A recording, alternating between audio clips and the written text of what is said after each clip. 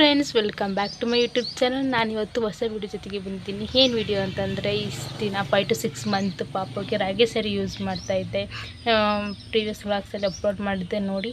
ಆದರೆ ಈಗ multigrain powder ಮಾಡಿದ್ದೀನಿ. ಯಾವ ಥರ ಮಾಡಿದ್ದೀನಿ ಅಂತ ನೋಡಿ. ಎಲ್ಲ ಮಲ್ಟಿಗ್ರೈನ್ ಪೌಡರ್ಸ್, ನ್ಯೂಟ್ರಿಯೆಂಟ್ಸ್ ಪೌಡರ್ಸ್ ಏನೇನಿರುತ್ತೆ, ರಿಚ್ ಪ್ರೋಟೀನ್ ಯಾವುದಾದ್ರು ಇರುತ್ತೆ ಅದನ್ನೆಲ್ಲ ಹಾಕಿ ನಾನು ಮಲ್ಟಿಗ್ರೈನ್ ಪೌಡರ್ ರೆಡಿ ಮಾಡ್ಕೊಂಡಿದ್ದೀನಿ. ಬಜೆ ಮತ್ತು ಏಲಕ್ಕಿ ಎಲ್ಲ ಹಾಕ್ಕೊಂಡು ನಾನು ಪೌಡರ್ ಮಾಡ್ಕೊಂಡು ನೀವು ನೋಡ್ಕೊಂಡು ಬನ್ನಿ. ನಾವೇನೇ ಮಾಡಿದ್ರು ಕನ್ಸಿಸ್ಟೆನ್ಸಿಲಿ ಪಾಪಗೆ ಸಾಲಿಡ್ಸ್ ಥರನೇ ಇರಬೇಕು, ಲಿಕ್ವಿಡ್ ಟೈಪು. ತೀರ ಗಟ್ಟಿಯಾಗಿ ಮಾಡಬಾರ್ದು. ನಾನು ಮಾಡಿರೋದು 6 to 12 ಮಂತ್ಸ್ವರೆಗೂ ನೀವು ಮಾಡ್ಕೋಬೋದು, ಒಂದೊಂದು ಸ್ಪೂನು. ಆಮೇಲೆ ಜಾಸ್ತಿ ಆದರೆ 1 ವೀಕ್ ಜಾಸ್ತಿ ಮಾಡ್ಕೊಳ್ತಾ ಹೋಗ್ಬೋದು. ಓಕೆ ಫ್ರೆಂಡ್ಸ್, ಈ ವಿಡಿಯೋ ನೋಡ್ಕೊಂಡು ಬನ್ನಿ.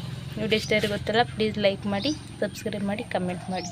ಓಕೆ, ಇದಕ್ಕೆ ಪ್ರೊಸೀಜರ್ ಏನೇನು ಅಂದರೆ, ಕಡಲೆಕಾಳು, ಹೆಸ್ರುಕಾಳು, ಉದ್ದಿನ ಬೇಳೆ, ಅವಲಕ್ಕಿ ಮತ್ತು ಹೆಸ್ರು ಬೇಳೆ ಎಲ್ಲ ಹಾಕೊಂಡು ಬಿಸಿಲಲ್ಲಿ 1/2 hour ನೀಟಾಗಿ ತೊಳೆದು ಬಿಸಿಲು ಚೆನ್ನಾಗಿ ಒಣಗಿಸಿ ಅದನ್ನು ಹುರ್ಕೊಂಡು ಇಟ್ಕೊಂಡಿದ್ದೀನಿ. ಎಲ್ಲ ಕಾಳು ಹಾಕಿ. ಆಮೇಲೆ ಈಗ ಬಾದಾಮಿ ಹುರ್ಕೊಳ್ತಾ ಇದ್ದೀನಿ. ಬಾದಾಮಿ ಆಲ್ಮಂಡ್ಸ್ ಅಂತ ಯಾರಿಗೆ ಒಣಗಿಸಿ ಎಲ್ಲರಿಗೂ ಬೇಕು, ಏಕೆಂದರೆ ಅದು ತುಂಬ ಧಾನ್ಯಗಳನ್ನ ರಿಚ್ ಪ್ರೋಟೀನ್. ಅದು ಬಾದಾಮಿ ಡೈಲಿ 3-4 ನೆನೆಸಿಟ್ಕೊಂಡು ಬಾದಾಮಿ ಹುರ್ಕೊಂಡೆ. ಬಾದಾಮಿ, ಪಿಸ್ತಾ ಮತ್ತು ಗೋಡಂಬಿ, ವಾಲ್ನಟ್ಸು ಅವೆಲ್ಲ. ನೆಕ್ಸ್ಟ್ ಪಿಸ್ತಾ ಹಾಕ್ಕೊಳ್ತಾ ಇದ್ದೀನಿ. ಪಿಸ್ತಾ ಮತ್ತು ಬಾದಾಮಿ, ಇನ್ನು ವಾಲ್ನಟ್ ಏನಿದೆ ಗೋಡಂಬಿ ಹಾಕ್ಕೊಂಡಿದ್ದೀನಿ.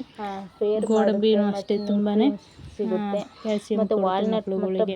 ವಾಲ್ನಟ್ ಅಂದರೆ ಬ್ರೈನ್ ಇಂಪ್ರೂವ್ಮೆಂಟ್ ಇರ್ಬೋದು, ಕಾನ್ಸ್ಟಿಪೇಷನ್ ಪ್ರಾಬ್ಲಮ್ ಇರೋರಿಗೆ ಮಾತ್ರ, ಬೇಬಿ ಇರ್ಬೋದು, ದೊಡ್ಡವ್ರಿಗಾರಾಗಲಿ ತುಂಬಾ ಯೂಸ್ಫುಲ್ಲು. ಹಾಗಾಗಿ ಈಗ ನಾನು ಇದಕ್ಕೆ ಹಾಕ್ತಾಯಿದ್ದೀನಿ ಪೌಡರ್ಗೆ ಮೆಣಸು ಹಾಕ್ತಾಯಿದ್ದೀನಿ. ಮೆಣಸು ಕಾನ್ಸ್ಟಿಪೇಷನ್ ಪ್ರಾಬ್ಲಮ್ ಇದ್ದರೆ, ಪಾಪಗಳಿಗೆ ಡೈಜೆಷನ್ ಮೋಷನ್ ಪ್ರಾಬ್ಲಮ್ ಇದ್ದರೆ ಆಗುತ್ತಲ್ಲ, ಏನಾದರೂ ಅವ್ರಿಗೆ ಕಿರಿಕಿರಿ ಏನಾದರೂ ಕ್ರ್ಯಾಂಕಿ ಮೂಡಲ್ಲಿದ್ದರೆ ಅವರಿಗೆ ಅದನ್ನ ಪೌಡರ್ ಹಾಕೋ ಕ್ರ್ಯಾಂಕಿ ಮೂಡ್ ಬರಬಾರ್ದು ಅಂತ ನಾನು ಅಜ್ಜಿ ಕೇಳ್ಕೊಂಡು ಮೆಣಸು ಹಾಕ್ತಾಯಿದ್ದೀನಿ. ಇನ್ನು ಜೀರಿಗೆಗೆ ಟೇಸ್ಟಿಯಾಗಿ, ಬರೀ ಸಪ್ಪೆ ಇರೋ ಪಾಪ ಏನು ತಿಂತಾರೆ, ದೊಡ್ಡವರಾಗೋವರೆಗೂ ಅವ್ರಿಗೆ ಸಪ್ಪೆ ಯಾವುದು ಇದು ಅದು ಗೊತ್ತಾಗಲ್ಲ. ಹಂಗಾಗಿ ಸ್ವಲ್ಪ ರುಚಿಗೆ ಜೀರಿಗೆ ಟೇಸ್ಟ್ ಕೊಡಲಿ ಅಂತ ನಾನು ಜೀರಿಗೆನ ಅದು ಫ್ರೈ ಮಾಡ್ಕೊಂಡು ಹಾಕ್ಕೊತಾ ಇದ್ದೀನಿ. ಜಾಸ್ತಿ ಹುರ್ಕೋಬಾರ್ದು, ಒಂದು ಲೈಟ್ ಕನ್ಸಿಸ್ಟೆನ್ಸಿ ಬರೋವರೆಗೂ ಹುರ್ಕೋಬೇಕು.